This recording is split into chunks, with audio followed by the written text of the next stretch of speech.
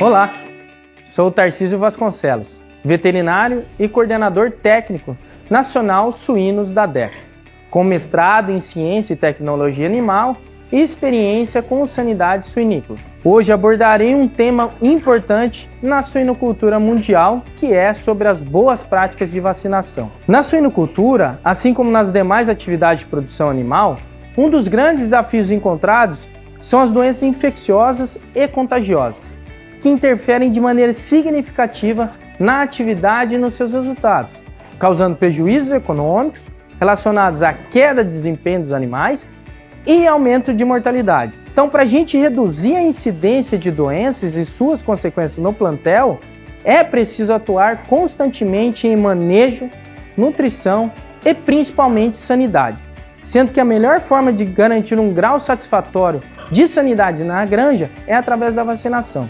A vacinação é uma ferramenta importante dentro de um sistema de produção, onde atua no auxílio do controle de enfermidades e melhora a qualidade sanitária ambiental através da utilização de vacinas. As vacinas, segundo a Organização Mundial da Saúde, são todos os produtos designados a estimular a imunização ativa dos animais contra as doenças. Então, o processo de vacinação, ele consiste na aplicação das vacinas nos animais pelas vias indicadas pelo fabricante, buscando garantir a correta imunização. Já a imunização, ela é a capacidade de estimular o organismo do animal a produzir células de memória e anticorpos em níveis suficientes para protegê-lo em exposições futuras. Então, um programa vacinal ideal para uma granja, ele deve ser orientado por um médico veterinário, que esse fará a correta identificação das doenças que acomete o plantel, através do que? De necrópsias, acompanhamentos de abate e exames laboratoriais. Sendo que esse programa, ele deve conter os seguintes quesitos: custo compatíveis com os prejuízos causados pela doença, utilizar vacinas de fácil aplicação, boa proteção e total inocuidade, não produzir doença e evitar os portadores, reduzir ou evitar perdas econômicas e prevenir a disseminação do agente. Pessoal, a conservação das vacinas é um processo de extrema importância para manter as características ideais de esterilidade, inocuidade, potência e eficácia. Devemos armazenar os produtos em geladeiras específicas e seguir as recomendações de boas práticas de vacinação. Conservar as vacinas entre 2 a 8 graus Celsius ou na temperatura recomendada pelo fabricante até o momento do uso. Depositar essas vacinas na prateleira para que o ar circule dentro do refrigerador. Não encostar as vacinas nas paredes do refrigerador para evitar o congelamento. Não colocar as vacinas na porta da geladeira, já que nesse local ocorre alta variação de temperatura, e nem deixar a porta da geladeira por muito tempo aberta também. Utilizar o refrigerador somente para vacinas, sem misturar alimentos ou bebidas, para a gente evitar a contaminação cruzada e também a abertura da porta da geladeira por várias vezes. Realizar um monitoramento diário da temperatura do refrigerador e manter um controle de temperatura de máxima e mínima. Ponto importante também, verificar as datas de validade dos produtos, sendo importante colocar as vacinas com menor prazo para frente e utilizar elas em primeiro. Esteja preparado para as quedas de energia elétrica, através de utilização de geradores de energia, no breaks ou até caixas de isopor com gelos recicláveis para manter a temperatura das vacinas. Caso a vacina seja armazenada fora da temperatura indicada pelo fabricante, ela deve ser descartada. Os equipamentos utilizados no processo de vacinação são importantes para a correta aplicação das vacinas. E com isso, a gente vai obter a maior eficácia do processo. Tem alguns pontos importantes que devem ser verificados, eu vou estar comentando a seguir. Aplicadores devem estar em bom estado de conservação, limpos, lubrificados e com a calibragem ideal para cada vacina. As agulhas devem estar em boas condições de uso, reta, limpa e afiada. O descarte de agulhas e seringas deve ser realizado em locais específicos para evitar acidentes. Realizar a troca de agulhas a cada 10 animais adultos vacinados e a cada 50 leitões vacinados, ou se entortar ou quebrar, né? Devemos utilizar o diâmetro e comprimento específico para cada categoria animal. Para leitões, 15 por 8 é um exemplo, e para animais adultos, 40 por 12 é outro exemplo.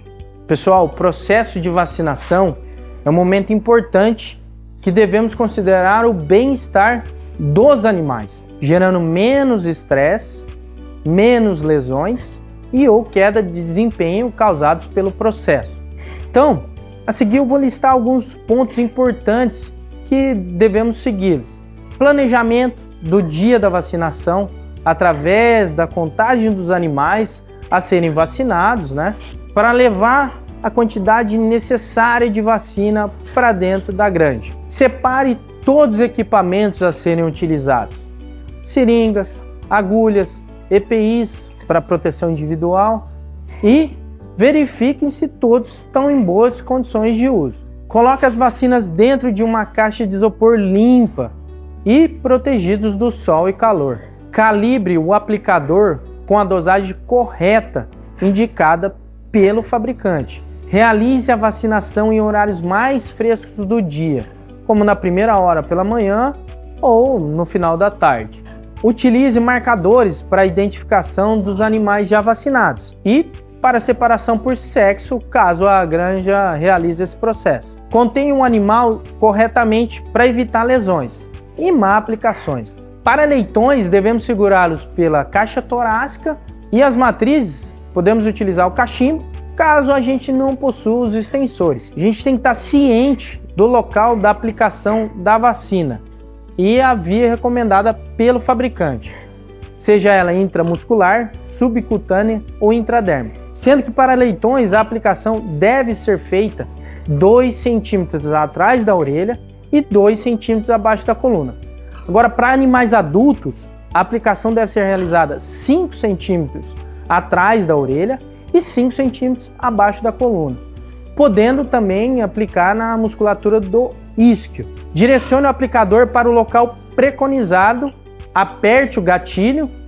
Antes de retirar, solte o gatilho e não tenha refluxo de sangue para dentro da seringa. Após o término desse processo, nós devemos descartar as agulhas em local correto e realizar a limpeza de aplicadores. Utilize água limpa e detergente neutro para realizar essa limpeza desses aplicadores. Pessoal, comentamos o que devemos realizar para um bom processo de vacinação, né? Então, agora nós vamos abordar alguns pontos que não devemos realizar. A vacinação de animais enfermos ou em tratamento, né? Porque esses animais imunocomprometidos, eles não apresentarão uma boa resposta vacinal, ficando desprotegidos. A vacinação de animais subnutridos e caquéticos.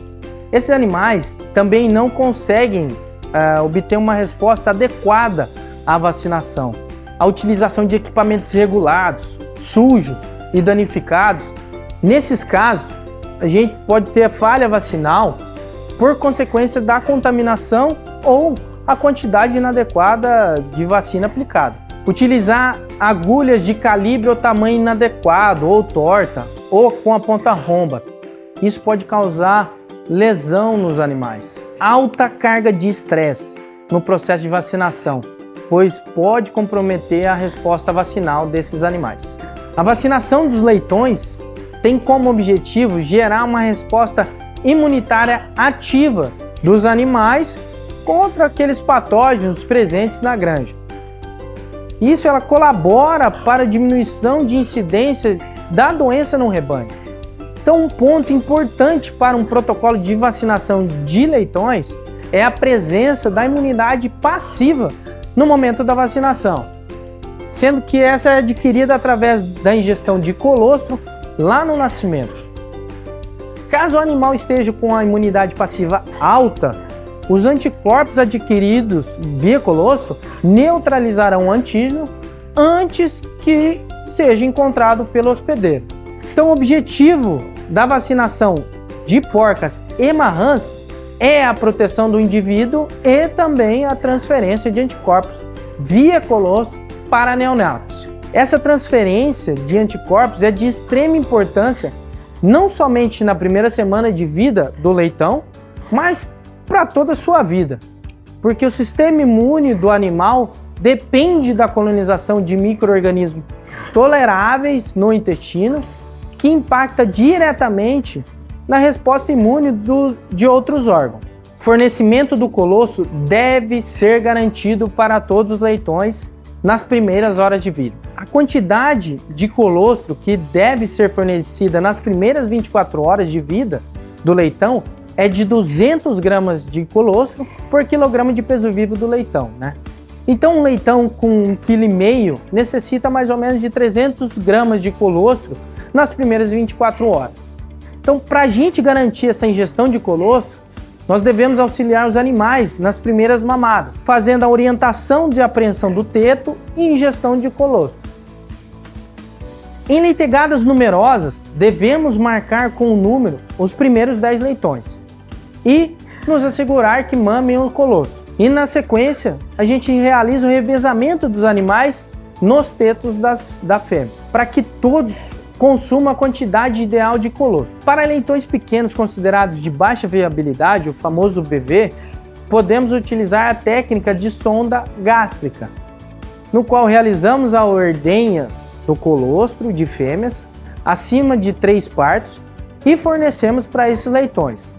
Então, como que a gente pode fazer? Nós podemos fornecer 3 vezes ao dia uma quantidade de 10 a 15 ml de colostro para leitões pequenos e 20 a 25 ml de colostro para leitões grandes que necessitem dessa suplementação. Queria agradecer você que está até aqui nesse momento, né, com a gente, nesse guia rápido aqui de boas práticas de vacinação e também de manejo de colostro, de colostragem de leitão na maternidade.